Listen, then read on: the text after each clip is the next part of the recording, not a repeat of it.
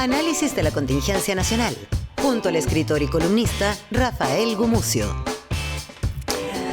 8:33 de la mañana. ¿Y a quién tenemos, Gerardo, hoy día? A Rafael Gumucio, escritor, columnista de Radio Pauta y específicamente de Pauta de Análisis. ¿Cómo estás, Rafa? Capitán Qué gusto de tenerte. Carabineros, Oye, pero te pusiste todo verde. Sí, carabinero. Puedes pasar a la escuela y verde carabinero, sí, de ese verde. Exacto. Chaleco, camisa. Bueno, verde oliva verde también. oliva, totalmente Sí. verde oliva, ojo. Como guerrillero un poco. No viene en esa. No. Oye, PDG, el rol en la política actual. Bueno, Hay que negociar con ellos, hay que saltárselos. ¿Qué te ha parecido lo que están haciendo? No se puede no negociar con ellos. Están en un papel muy importante, lo han hecho bastante bien estratégicamente, pero es el partido carnaval, digamos. Ayer vi una foto de Javier Olivares vestido de Pinochet con Pamela Gira al lado, y era Halloween, digamos. Pero eso, la idea de que la democracia es un carnaval, es una idea que existe en todas partes del mundo. En América Latina es muy fuerte, que creen que la democracia justamente es eso, es que los de abajo pueden estar arriba y los de arriba pueden estar abajo, pero en una cosa festiva, sin ninguna sensación de futuro, digamos. El carnaval son 4 días de fiesta, y este es el partido del carnaval, pero el carnaval es un partido muy importante, digamos. En el Perú es mayoría, ahora en Argentina también. Pero tú lo ves solamente solo en el PDG. Yo ayer escuché muchas declaraciones, porque tú sabes que está de moda ahora, es como la autocuña, ¿no? Se toman el teléfono y se graban, y todos hablan en un titular, en una frase. Todos quieren dejar por supuesto, yo decía, el nivel del Parlamento ayer, llegaba a esa conclusión, decía, este Parlamento y el anterior tiene que ser lo peor que yo he visto desde que estoy en... Bueno, todos los parlamentos últimamente uno dice que son los peores, y cada vez hay uno peor.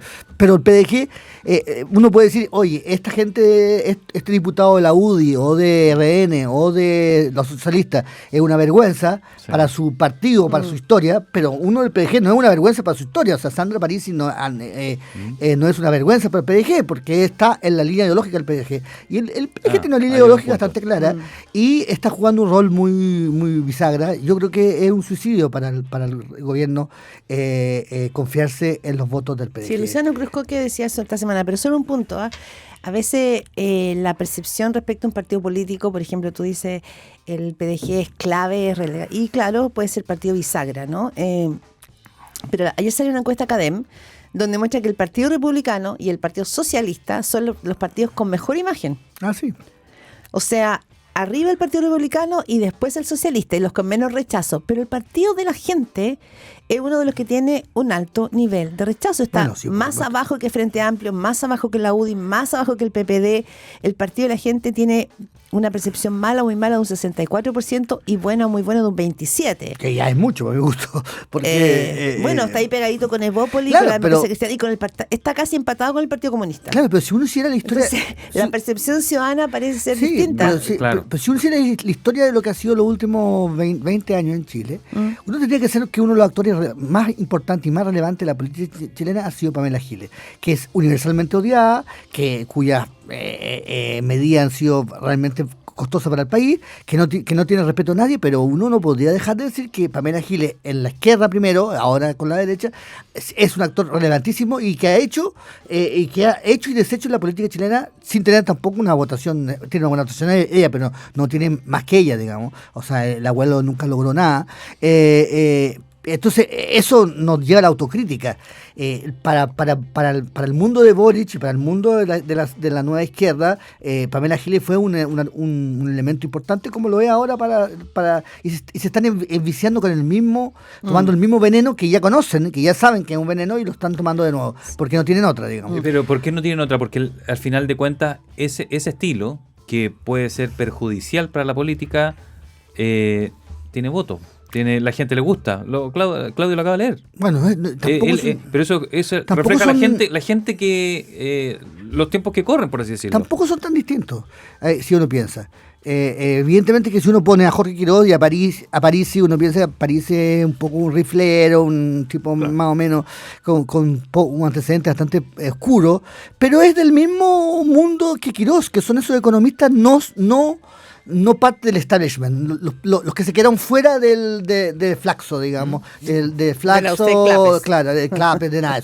Son como economistas que trabajan para empresas, digamos, que hacen informe, o en el caso de Parisi, charlas, y que tienen una visión de la economía un poco mágica, neoliberal. Pero acuérdate que Parisi pasó por la FEN, tuvo una etapa... Incluso tiene más, entonces tendría incluso más méritos que Quirós, digamos. Entonces, evidentemente Quirós es un tipo mucho más culto y más leído.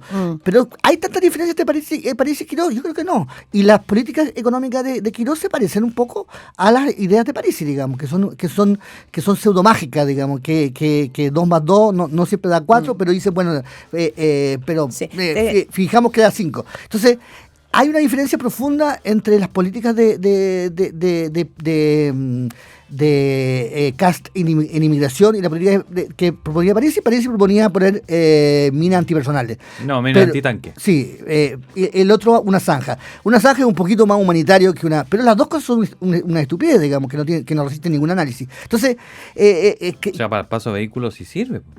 Sí, pero, ya, pero no vamos a discutir eso ya. Mira, antipersonales. No, yo no dije eso. Hasta que los tapan, hasta que tapan la zanja. Por algo la tapan. Claro, la tapan, la vuelven a tapar, digo, por el claro, tema de no son políticas serias. Ya, pero espérate, esa es una conversación, es la capa, ¿no es cierto?, de las políticas. La otra es porque quiero tomar algo que me dio Cadem, porque no sé si vieron la encuesta que llegó anoche, de la segunda semana de mayo, y tiene que ver con el avance. Ayer mismo avanzó y se aprobó la idea de legislar de la ley de reconstrucción del gobierno. Y si empezamos a tocar el agua de la ciudadanía, la opinión pública, lo que muestra la última Cadem respecto al plan de reconstrucción nacional es que un 41% está de acuerdo, o sea, bajó 6 puntos la aprobación y aumentó un 4 puntos, que el 51% está en desacuerdo con el proyecto. Sobre sus efectos, un 70% desconfía de que va a ayudar a mejorar los sueldos, un 69% desconfía que logrará reducir el costo de la vida, un 57% desconfía que va a generar una mejor situación económica del Estado, un 56% desconfía que va a generar más empleo o crecimiento económico. Es decir, un 51% desconfía que va a traer más inversión. Es decir, ha ido en aumento una percepción de la ciudadanía de desaprobación de un proyecto que se supone que viene a generar empleo y crecimiento. Yo estoy muy preocupado por eso. ¿Por qué? ¿Por el crecimiento? No, por la desesperanza. Por la desesperanza. Que es el título de una novela no tan buena, pero muy interesante, de José Donoso. Cuando José Donoso llegó a Chile en los años 80, llegó a la época de la dictadura, recién terminada la crisis, o sea, en plena crisis del 82, crisis que se le olvidó a todo el mundo. El dólar digamos, 39. Que para Quirós y para Kast no existió, digamos. Ellos piensan que se aplicó las políticas neoliberales y Chile creció. Y olvidan que entre medio hubo una de las mayores crisis que tuvo la política chilena. Sí, con ladrillazo eso lo olvida, por eso... Entonces se olvida es eso. Y cuando Donoso llegó a Chile vio que lo que dominaba que tu foto no me llegó una foto tuya vestido aquí de Gope. De Gope. Está bueno. Bueno, lo que Donoso diagnosticó fue la desesperanza. Y es una actitud que en Chile Donoso es el mayor rastreador del espíritu chileno, digamos.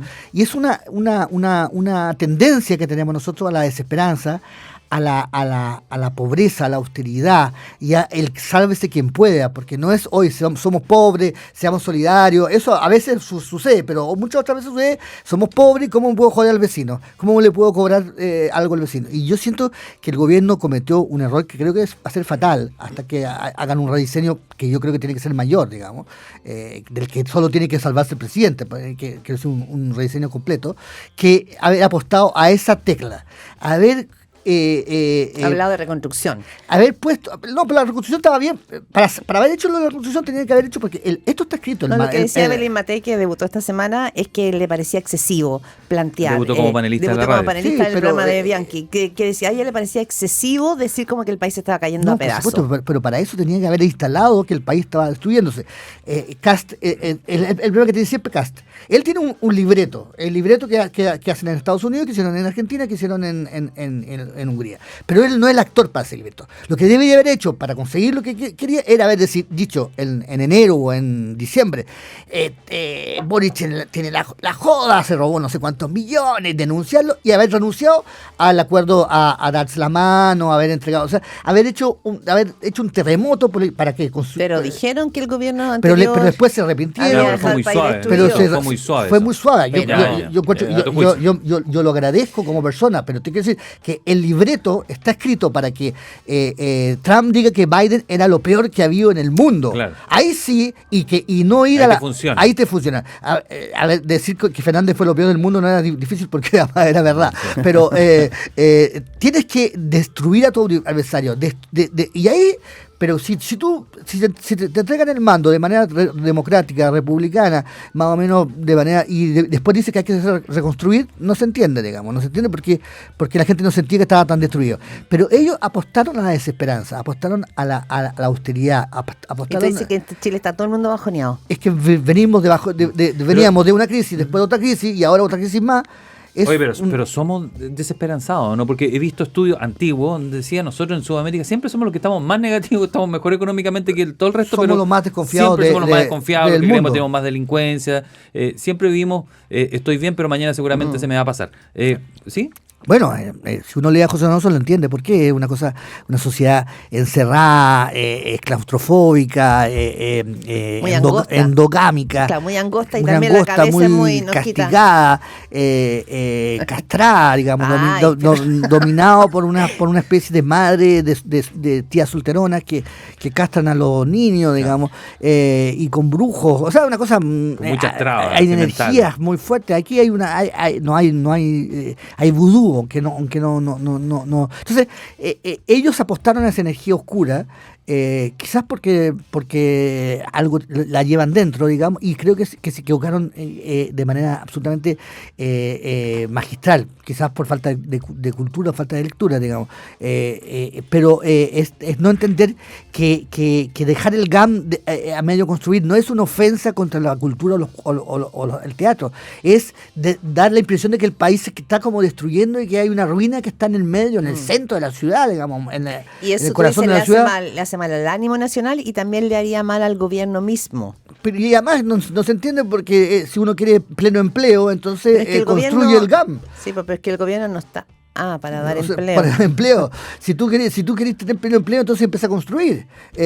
Si la empresa le cuesta construir porque hay que estimular, hay que decir, bueno, mientras las empresas puedan y mientras se haga el plan de reconstrucción, yo creo que hay algunas medidas que son bastante buenas en ese sentido del plan misceláneo, pero mientras no haya el plan, bueno, que el Estado construya, que el Estado haga cosas. Bueno, eso es lo que la política keynesiana que no le gusta, pero no puedes darte el lujo de tener 3 años de desesperanza de gente que siente que no hay plata, que siente que no hay nada, porque la gente cuando no hay plata, durante mucho tiempo, al principio vamos, ayudémonos, la olla común, pero cuando se alarga, empieza, la olla no común, o sea, yo voy y me llevo mi pedazo. Oye, tú que eres un defensor y has sido hombre de libros, un come libro, ¿qué te pareció ese ejemplo que puso el presidente Kast de los 500 millones en un libro y que puede estar muy bonito, dijo, pero no dio trabajo? Exactamente lo que estaba hablando de antes, de tener un libreto y no ser el actor para el libreto.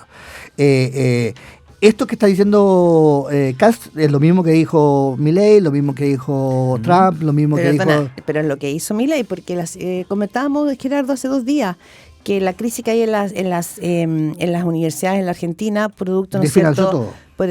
Tanto de los profesores como de los... Pero Milei es un hombre... Y pasó en Harvard también. Milei es un hombre pseudoculto, es un hombre que solo habla de teoría económica, que habla en universitario, y que sabe de economía, sabe algo, digamos. Entonces, y Trump es un hombre que ha actuado con Woody Allen, o sea, y que fue modelo de... ¿Como Woody Allen? No, actuó en una película de Woody Allen. Actuó en una película también actuó en una película de Mi Pobre Angelito, digamos. Sí, es un cameo, Mi Pobre Angelito. Bueno, pero sí, es un hombre... ¿Para dónde vas? Por favor, no te perdí. Para odiar la cultura tú tienes que ser culto.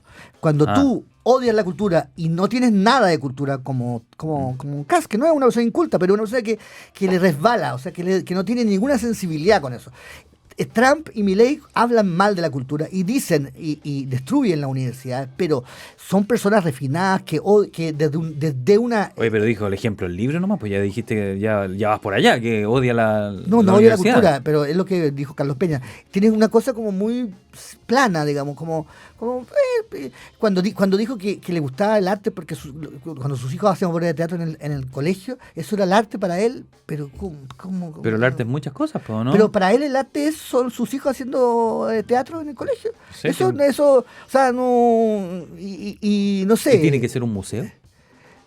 Pregunto, no sé. No, tiene que tener idea de lo que está hablando. Y cuando habla de 500 millones para un proyecto que solo es un libro, es algo que yo nunca lo he visto, digamos. He visto... ¿Dónde sacó el ejemplo, dices tú? Sí, no sé, el ejemplo... No sé tampoco. Hay proyectos de 500 millones totalmente absurdos, sí.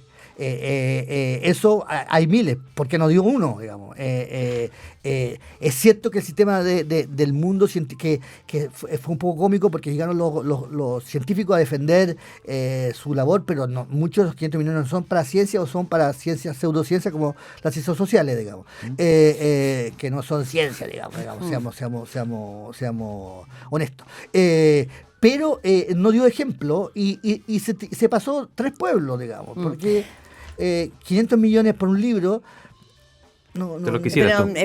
Pero no son 500 millones de un libro, son 500 millones de un libro que es de un trabajo, de un paper científico que él dice termina en una... No es un libro, no es un libro los 500, PTT. Tiene que ver con hay una... 500 millones que terminan un libro, pero dan trabajo porque hay mucha gente que trabaja para ese libro. Sí, eso lo han dicho muchos científicos estos días. Existe el mundo de la universidad y además él... Bueno, y no solo él, mucha gente no ha visto, y yo lo he ido viendo, que se ha creado en Chile en los últimos 30 años, pero diría más los 20 años, gracias a la beca Chile, gracias a muchas cosas, un tejido cultural, un tejido... Pero la misma ministra de Ciencia representa, bueno, estudia afuera. Pero no tiene nada que ver con eso. No, hay un tejido cultural, hay un tejido de conversación, hay una densidad cultural en el Chile. Puede uno tener muchas críticas. Yo creo que mucho de lo estallido de la convención se debió a ese tejido cultural un poco equivocado. Pero sería completamente absurdo no darse cuenta de que hay un tejido de conversación cultural en Chile completamente distinto que el que había hace pero esto, años. Rafa, puede ser discursivo, digo nomás, porque yo lo comenté con la entrevista con Alexis Kalergi, revisé los presupuestos para atrás de los últimos gobiernos en ciencia y todos le dedicaron lo mismo, desde el que se veía como más lejano quizás a la cultura y la ciencia como Sebastián Piñera, al más cercano como Gabriel Boric. No, le dedicaron 0,34% del PIB, 1.100, y con el reajuste IPC, 1.200 millones de dólares. Ninguno, ni el que más se dice más amante de la cultura y la ciencia, le dio más que eso. Todos le dieron lo mismo. Bueno, yo no creo que los gobiernos tengan que dedicarse a la ciencia. Yo creo que la universidad se tiene que dedicar a la ciencia y los gobiernos pues tienen que financiarla. la universidad, eso obvio. sí, claro. Sí, lo que pasa es que efectivamente, como dicen muchos científicos, nunca ha sido un gran presupuesto Para ciencia. nada. Pero lo que pasa es que ahora, entre abril y mayo, el Ministerio de Ciencia está haciendo un ajuste presupuestario significativo para el próximo año, que son de 170 mil millones de pesos ahora, con estos recortes. pero a mí- y Pero, perdona, y ¿eso a cuánto equivale el presupuesto del...?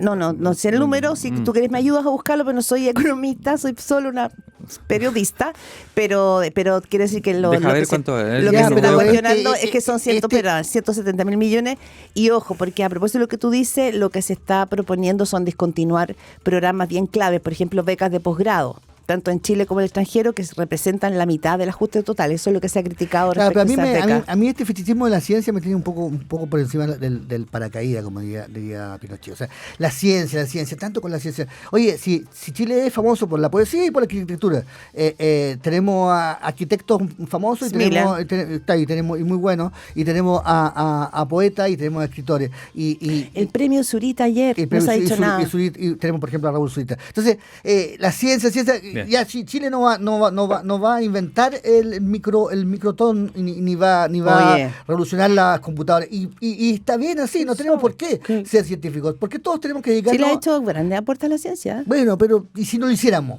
¿qué importa, digamos? Si Italia le ha hecho un gran aporte a la gastronomía, digamos, al arte, a la cultura, nadie dice que Italia sea un país por debajo de no sé, de esta especie de laboratorio. No, es como que a mí esto del I+D, entonces es una especie de fetichismo, una especie de locura casi pseudo religiosa en torno a la ciencia y el científico. Que a mí Gracias, Rafa. Equivale casi al 28% porque tiene casi 600.000 millones de pesos en lo que dispone el Ministerio de Ciencia del presupuesto. Ya, vamos, terminamos. Sí, y hacer eso, ¿no? La mención al premio del poeta chileno Raúl Zurita. Gran amigo.